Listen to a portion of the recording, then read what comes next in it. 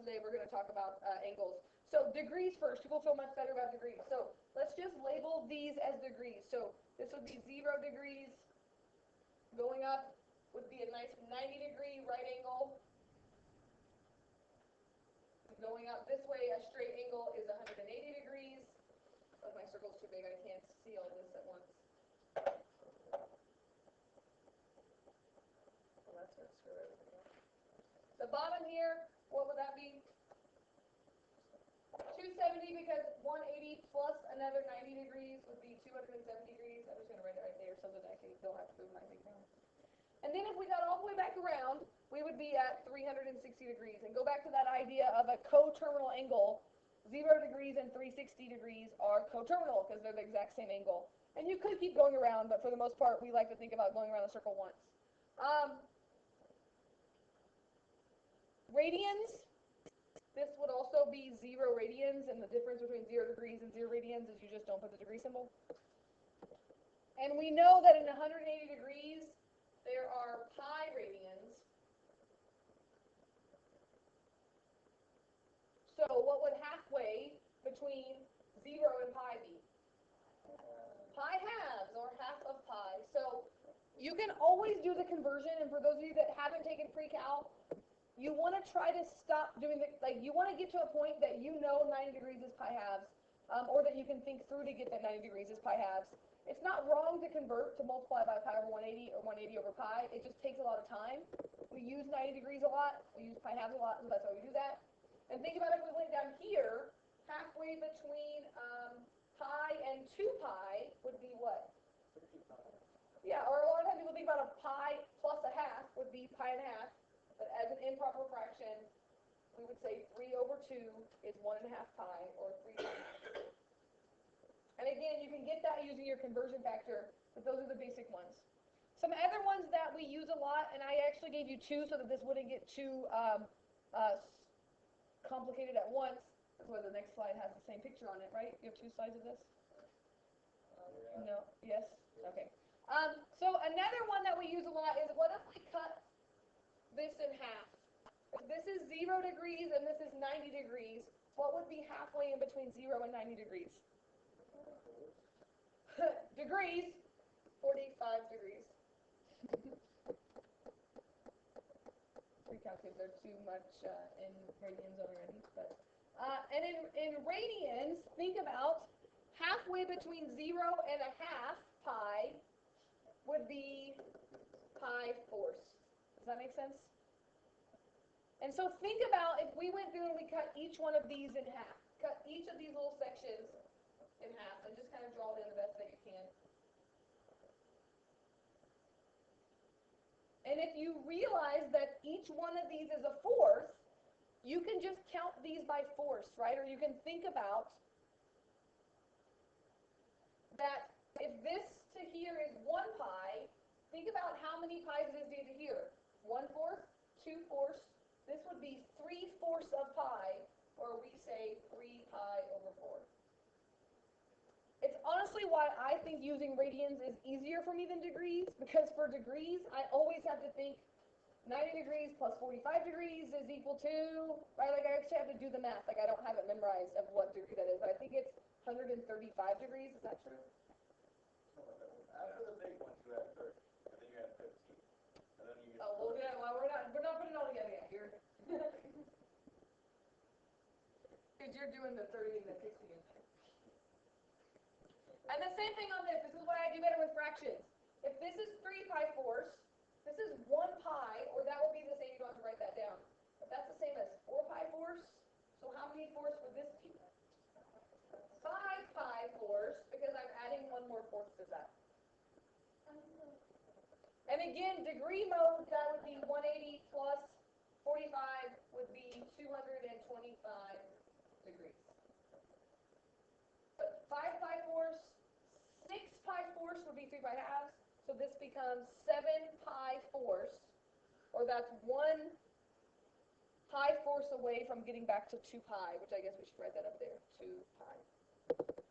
And 7 pi fourths in degree mode is 315, is that true? so bad at degrees. Okay, so you're going to see today as we get to the trig stuff, we're going to see some of these common angles. I'm going to give you some triangles today, maybe that you should learn. Those of you that are unit circle people are going to fight me the whole way, but I'm doing triangles today anyway.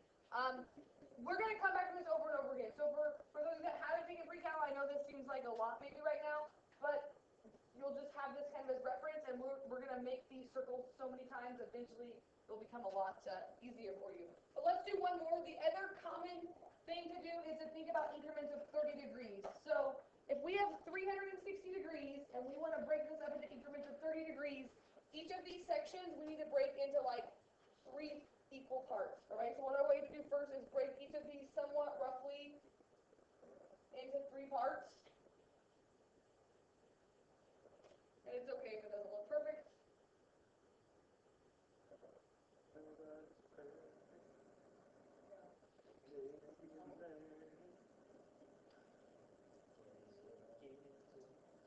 And again, it should make sense if all the way around the circle is 360 degrees.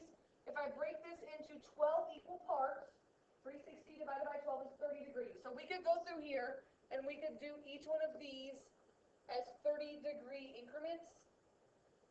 90, 120, 150, 180, 210. That's kind of a big 30 degrees. Let's do 40. 70 degrees, 300, 330, and you get back up to 360. And usually with degrees, if I said where's a 120-degree angle, you can think about that a lot easier than radians when you first learn radians. And so that's why I wanted to just kind of break this up and think about, if we know all the way around the circle is 2 pi, and I'm breaking it up into 12 equal parts, each one of those little sections in radians would be pi 6. You agree with me on that?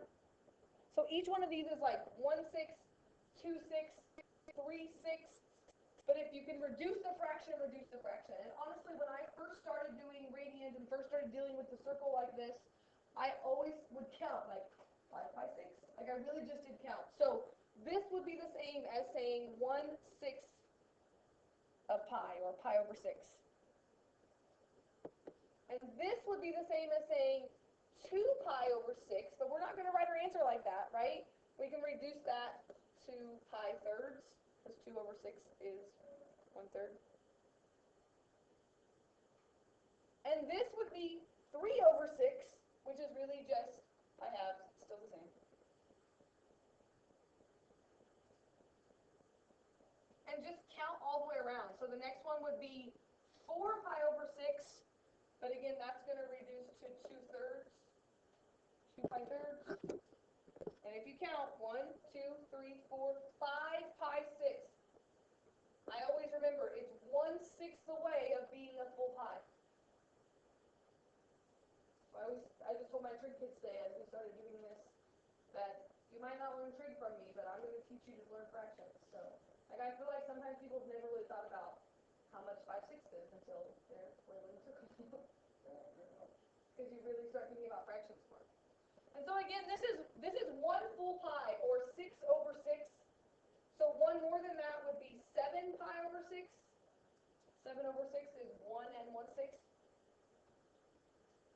This would be 8 pi 6, or that's 4 pi thirds. Again, notice it's bigger than 1 pi. This is still 3 pi halves, because that would be 9 pi 6. 10 pi 6 is 5 pi thirds, and 11 pi 6 is the last one. And some people always notice every other one is a third, right? So you could count 1/3, 2/3, that would be 3/3, 4/3, 5/3, right? Some people think of it like that. I just always think of it as 6 and reduce them as I go. Eventually, we're going to kind of merge those two circles together, and that makes our famous unit circle from calculus. But today, I just wanted to give you those common angles, and if you see one of those, you can convert it, but just these are the ones that they expect you to do without a calculator. And when we have our test, from Ivy Tech. It is like one day without a calculator, one day with a calculator. So there's always things that they expect you to do in a trig class with no calculator, and most of those things have to do with these common angles from these two circles. Okay? So I wanted to do that forever ago. Now we can talk about it. Yes.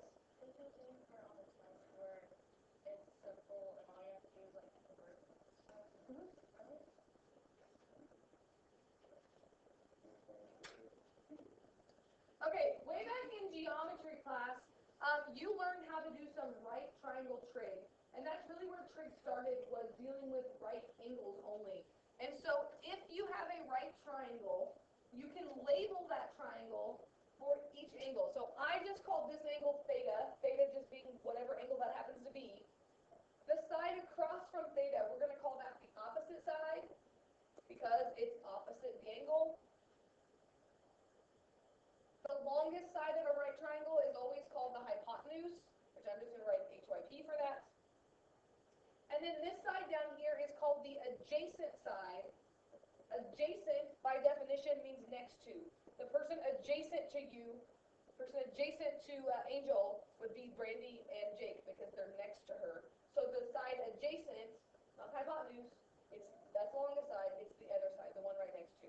Depending on which angle is theta, this changes, right? If theta was up here, now this is your opposite side, and that would be your adjacent side. So you have to make sure you look at where the angle is that they give you. But if they give you that, you can write the ratio of these three sides using these 6 trig functions. And maybe you remember that from geometry, or for those in pre-cal probably definitely remember it. There's these buttons on your calculator that you never really learned what they did until you took geometry class. But the thing that you learn in geometry class is SOHCAHTOA. That's how you memorize it.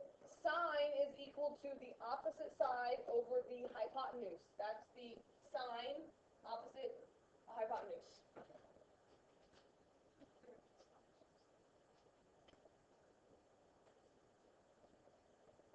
Cosine is of that angle is the adjacent side over the hypotenuse. That's the cosine adjacent hypotenuse. And tangent is opposite over adjacent. SOHCAHTOA. I believe in geometry you don't learn about these functions. I don't really remember, it's been a while since I took geometry or taught geometry. But these are just the reciprocal functions of each one. So we say sine, which actually spelled out is like this, or the shorthand version of that looks like sin, but you really say sine. Cosine is spelled out like that. And tangent is spelled out like that. But when it's shorthand, we just write that. But don't say cos, don't say tan, don't say sin. I might throw something at you if you say that. And so then these definitely are shorthand also. This stands for cosecant. And cosecant is the reciprocal of sine, which means it is hypotenuse over opposite. And secant, that's an A there. Secant is the reciprocal of cosine, which is hypotenuse over adjacent. And cotangent, it's the easiest one to remember which one it goes with, is the reciprocal of tangent, which is adjacent over opposite. So if you know sine, cosine, and tangent, all you have to do is flip the fraction over to get the other values. Do you two have memories of that from a geometry class maybe at some point? SOHCAHTOA. Part of what we're doing today is just evaluating this, and then very quickly we're going to get into next week talking about any angle, not just nice little acute angles and being in a circle and lots of other stuff. But part of your homework today, and we'll see how far we get with this, is just looking at a triangle that's labeled, and they tell you the angle, right? One of the angles is labeled with theta or whatever, and they want you to find the 6 trig functions. I believe on one of the problems they give you all 3 sides of the triangle, but on this one, and one of the problems in homework, I don't give you all 3 sides. How can you find the 3rd side in a right triangle if you know 2 sides? theorem says if you have a right triangle, then you can take the square of the bases and add them together and will always equal the hypotenuse. And so if they only give you two sides, you always have Pythagorean theorem that you can do. And like in this side, I could say 5 squared plus b squared equals 13 squared. And sometimes you're going to get nice answer. Sometimes you might get a square root as your answer. Do not give me a decimal. So if you get a square root, you just leave the square root. Simplify it if you can, but don't give me a decimal. And so I think that that ends up being 13 squared is 169, and I'm going to subtract the 5 squared over.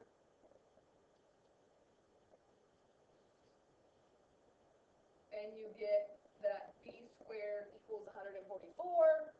So take the square root of that, and you get that the other side of that triangle is 12.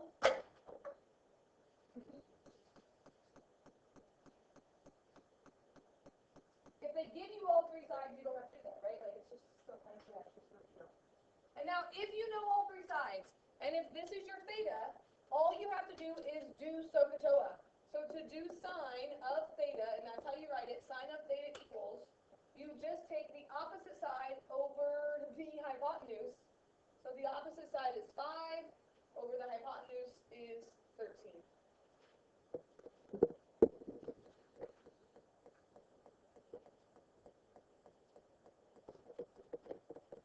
Cosine is the adjacent side, which in this case is 12, over the hypotenuse, which is 13. And again, we're just going to leave them as fractions.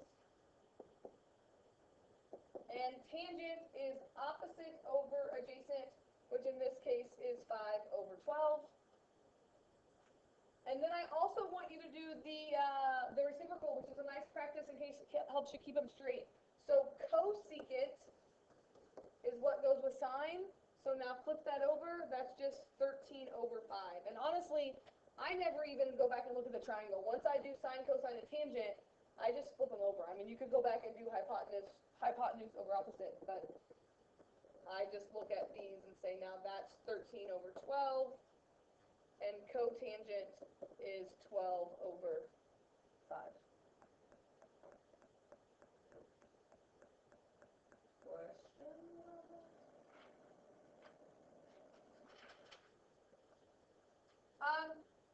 There's lots of stuff we can do with this. There's a lot of stuff in this section, which is why we're probably going to spend 3 days on this, definitely 2 days. But I'm trying to just do some of the basic stuff right now. But another way they could give you the exact kind of same problem as this is instead of giving you a triangle, what if they give you one of the trig functions and ask you to find the other one? It's basically the exact same problem they just gave you, except for you have to figure out which side of the triangle that represents. So it says if theta is an acute angle and cosine of theta equals 3/4, find the values of the other 5 trig functions of theta. So I'm going to draw a triangle. A right triangle. And it does not matter which of the angles you call theta. All right, what matters is whichever angle you call theta, that you put the numbers in the right spot. So if I put theta down here, right, remember that cosine equals adjacent over hypotenuse. And they're telling us those sides. They're telling us that the adjacent side is 3. So if I call this theta, then this is 3. If you call this up here theta, then this side would be 3. So you just have to make sure you label it correctly.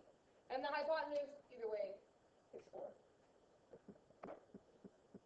And just like the last problem, we need to solve for that missing side. So I can say that 3 squared plus b squared equals 4 squared. And I don't care how much work or little work you show on that part, you just need to make sure you know how to do it.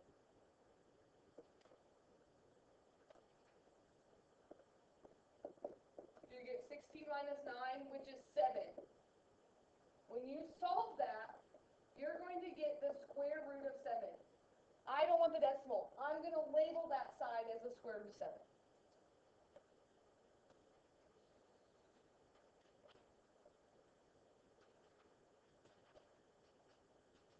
Now we can do the same thing. right? Well, I guess we could have already said the reciprocal of cosine. We know it's 4 over 3, but now that you have your triangle, you can just do all of them. Questions on where I'm getting that? Knowing how to do that? So I can say that the sine of this is the square root of 7 over 4. Cosine we already have, so you can write it again if you want, but you don't have to. And tangent is opposite over adjacent. Now when we do the reciprocals, we got to make sure we simplify the way that we should be simplifying, meaning that we don't like square roots in the bottom of our fractions. So when I do the reciprocal of sine, which is cosecant, right? If I just flip that over, I get 4 over the square root of 7. But I want that square root of 7, I don't want a square root in the bottom. So to get rid of that, all I'm going to do is multiply the top and the bottom by the square root of 7. Right? So on the top now, that becomes 4 square root of 7. And on the bottom, the square root of 7 times the square root of 7 is just 7. And so you're going to see that this happens a lot. And pretty quickly, you'll just start doing it without even showing the work. But if you have a square root in the bottom, I want you to rationalize that denominator by moving it up. So I really would want to see 4 square root of 7 over 7.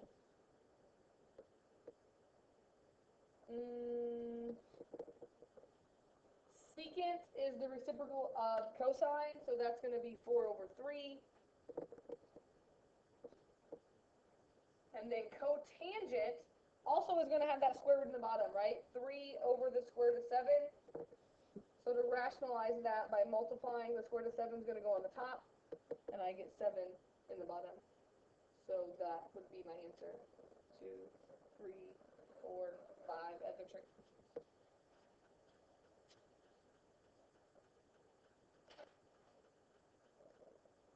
Questions on that?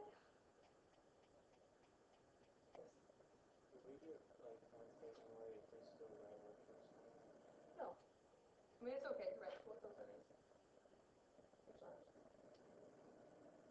Okay, the other thing I want to talk about today is these special angles. And there are 2 ways to do these special angles. So for those of you that were in pre-cal and you know your unit circle and you want to use your unit circle today, I'm okay with that. But I always like to teach triangles first, and I want to teach the 2 special triangles that let you know all the special angles. And then next week I'll talk about the unit circle when we get into any angle. But if you look at those angles that we just drew out on our circle, they were all multiples of 30 degrees or 45 degrees. And so there are 2 special triangles that will give you the values of every angle that we just drew out before here. So one of them is a 30, 60, 90 triangle. So 30 degrees would be across from the shortest side here, so I'm going to put 30 degrees up here, and 60 degrees would be down here. And actually in geometry class, it's been forever, so you probably forget, but in geometry you actually learn the ratio of these 2 triangles because they show up so often. And the ratio of these 2 triangles is always the same, that no matter what the triangle is, don't write this yet because we're going to go back and change it, but the shortest side, if you call the shortest side x, the hypotenuse is always 2x, and the other side, the middle side, is x times the square root of 3. So no matter what it is, like if the shortest side is 7, then this would be 14, and this would be 7 square root of 3. It works all the time. In trig, we always talk about a radius of 1. And so the ratio that I want you to memorize is just change x to 1. So it would be 1, 2 is the longest side, and that would just be square root of 3. 1, 2, square root of 3. Something else you learned in geometry class, the shortest side is always across from the smallest angle. So that's how you know where they go. 1 is the smallest of these numbers, so that's why it goes across from 30 degrees. 2 is bigger than the square root of 3. 2 is the biggest number, so it's across from the biggest angle. And then square root of 3 is in the middle, which is the middle size angle. So that's how you know where they go. But if you have this memorized, you can find the sine, cosine, and tangent of 30 degrees and 60 degrees, which is what I have right here. So like the sine of 30 degrees, here's 30 degrees. The sine is opposite over hypotenuse, which is just 1/2.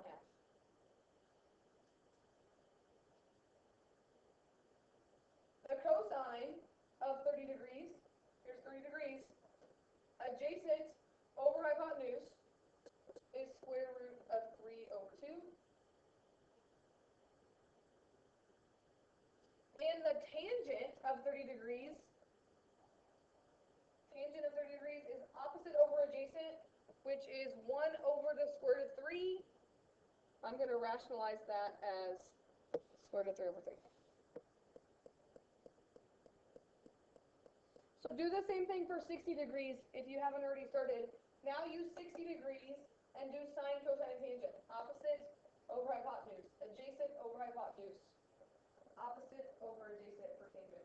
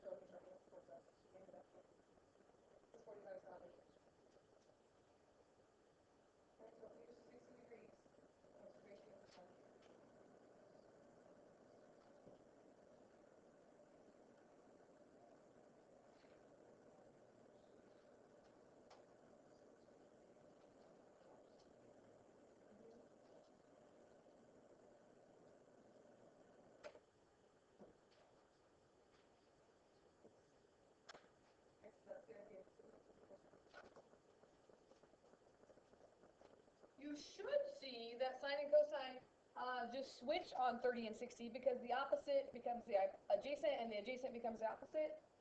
So sine of 60, opposite over hypotenuse, square root of 3 over 2. And cosine, if this is 60, then cosine is now, adjacent is now 1 over 2. And so it's not a coincidence that those switch. It's because it's the same triangle. You just switch which one's the opposite and which one's the adjacent. And your tangent just switches from 1 over the square root of 3 to square root of 3 over 1, which you would just say is the square root of 3. All right? The other special triangle that we drew out was the circle that we drew were increments of 45 degrees. So the other special triangle is an isosceles right triangle, meaning that these two sides are the same length because this is 45 degrees and this is 45 degrees. And again, in geometry, you learn this ratio that no matter the side lengths, in a 45, 45, 90 triangle, the legs are always the same, and the hypotenuse is whatever the leg is times the square root of 2. For us, we want a side of 1, so we're going to say 1, 1, and then the hypotenuse is square root of 2. And again, how do you know the square root of 2 goes there? The square root of 2 is bigger than 90, so you just have to remember the ratio 1, 1, square root of 2.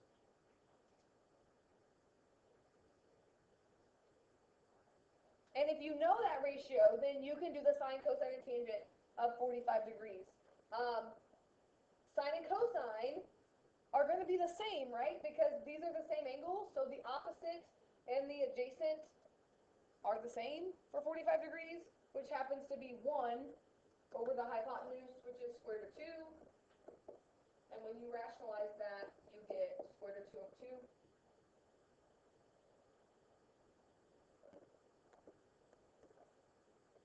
Those are the same sides. And then the tangent of 45 degrees is my favorite trig function because it's just 1, right? When you take 1 over 1, you just get a tangent of 1.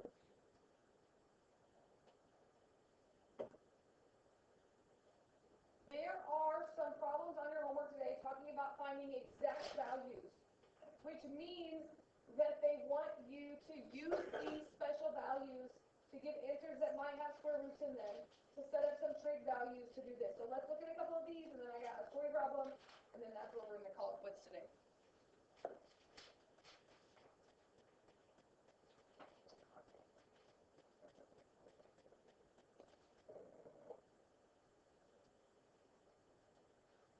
So it says find the exact values of x and y. So this is one use of trig functions. You might take the lid off. One use of trig functions is you can set up a problem to solve for one of these missing sides. We cannot do Pythagorean theorem on this because we don't know two of the sides, right? You can only do Pythagorean theorem if you know two of the three sides. But if we know one angle and a side, we can set up a trig ratio. You're going to have to do two different problems on this, all right? One to find x and one to find y. So let's look at x for a minute. I always say let's think about what angle they give us and what we're trying to find of what trig function makes sense. So if I'm going to use this angle, this would be what compared to 30 degrees? The opposite, the adjacent, the hypotenuse. This would be the opposite, and the only other thing they give me is the longest side, which is the hypotenuse. So what trig function could I use if I know the opposite and the hypotenuse? Sine. So we can set up, and you're probably not going to show this much work, but I could say the sine of 30 degrees equals, I'm actually not going to write this, you could say opposite over hypotenuse, but just plug in what the opposite is. The opposite side is x, and the hypotenuse is 10. See how you set that problem up? Here's the directions. Find the exact values, which means they could give you this on a no calculator part of your test because they want you to know the exact values. Right now, the exact values come from those triangles I gave you. Or for those of you that know the unit circle already, you can talk about, you know that sine of 30 degrees is from there. So sine of 30 degrees, this is what I do on my paper when I'm using triangles.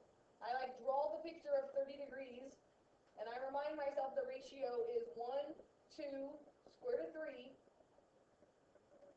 or maybe you can just kind of work backwards here and get this, but the sine of 30 degrees would be 1/2. Do you agree with me? Like, we just wrote it out. You can use that paper, but I want you to think about it if you didn't have that paper. So I could say this is the same as saying 1/2 equals x over 10. You can get that from your calculator. I'm not showing you that yet for those people that don't know how to do the calculator yet because I want you to do exact value. But then to solve this, I could just multiply by 10, and I would get that x equals 5. Or could you use the facts that I just told you the ratio is, like, the shortest side is always double the hypotenuse? Like, you could just do that too and know that x equals 5. Which means if you know the ratio of a triangle, could we figure out what y is without actually doing the whole problem? Does that make any sense of what I'm saying? Let's just do the whole problem. You remember I told you, like, if this was x, then this was 2x, and this was x squared root of 3? So you see, if, like, you remember that, you're like, oh, if this is 5, what's this going to have to be? 5 squared root of 3? You with me on that or not? Does that make any sense at all? I would have just set up the problem again. Like, I would have done the same thing here. I would have said cosine of 30 degrees. Cosine would be y over 10. And I would actually just do the problem. But if you think about the ratio, you don't necessarily have to do that every time. Or you could do Pythagorean theorem from here. That's another option to do. Because now you know this is 5 and this is 10, so you could do Pythagorean theorem there. So there's lots of options on how to do this problem. But I do want to say, probably you would want to know how to do this without a calculator, because exact value means they want you to do it without a calculator. And so if I did the trig part again, I could say cosine is square root of 3 over 2.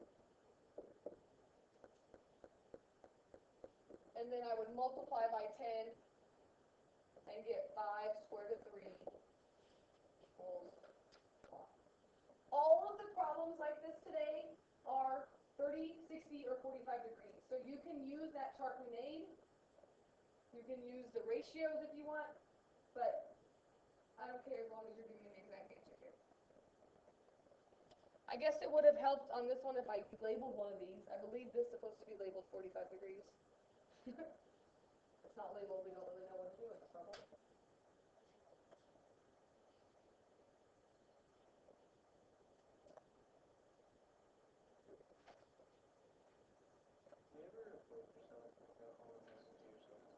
No, never know.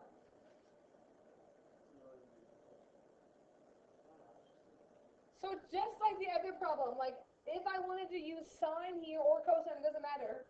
For this one, once I see 45 degrees, do you agree that x and y are going to be the same answer? So I just need to solve for one. And because I know that this is 45, 45, 90, right? Like, I know that they're the same thing. You just got to find one of them. So I'm just going to do sine. I'm going to say the sine of 45 degrees, and it doesn't matter whether you use X or Y here, because they're both 45, but I'm just going to say Y over 4. And what did we say the sine of 45 degrees was? 1 square root of 2, right? Or x square root of 2. So the sine would be square root of 2 over 2.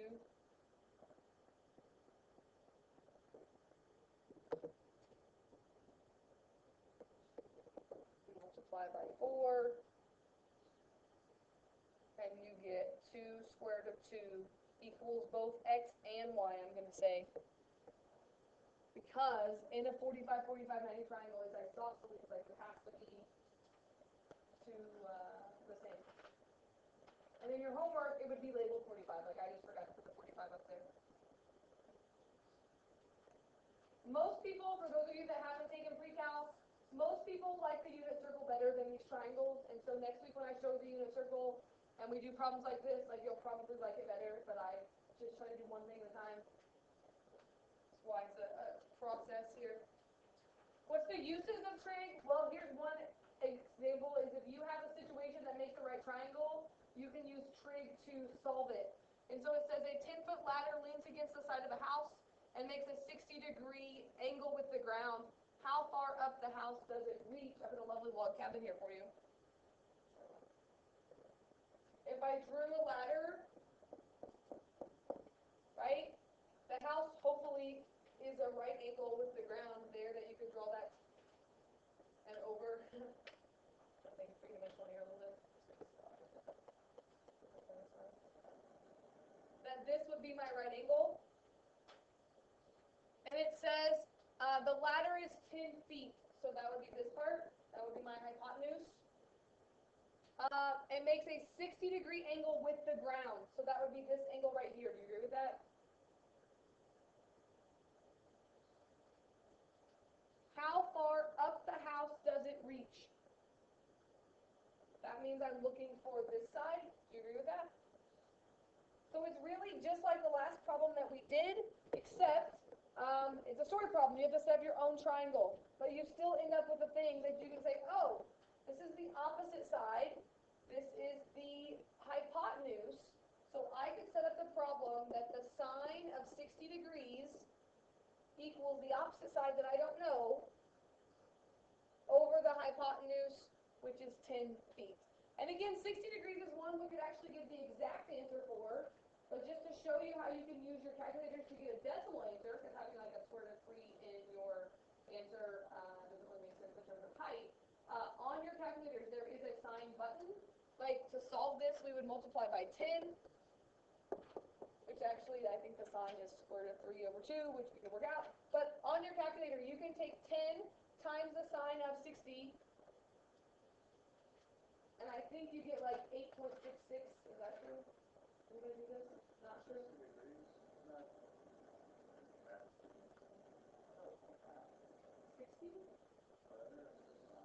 Maybe you're right. 1.5? I always think of 3, 2, 1. Yeah, that's 0.866 times 10. 8.66. Right, because sine of 60 is square root of 3 over 2 as an exact answer, which is 5 square root of 3 as your height. 5 square root of 3 feet doesn't really make sense, which is why I said you could just use that on your calculator, and it ends up being about 8.66 feet. Did you guys get that to work on your calculator? Yeah, man. That's because you have a fancy calculator.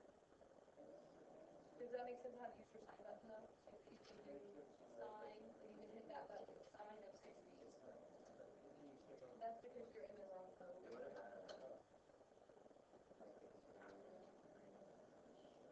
I get to that, that white part there.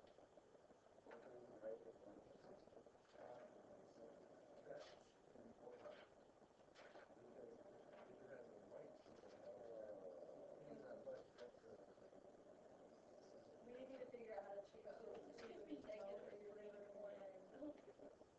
So that's what I did first. Okay.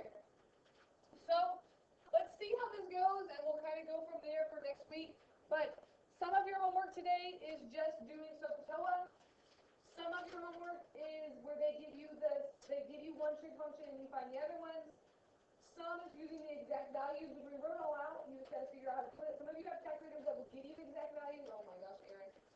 And there are some story problems on here because there will be story problems that show up on quizzes and tests.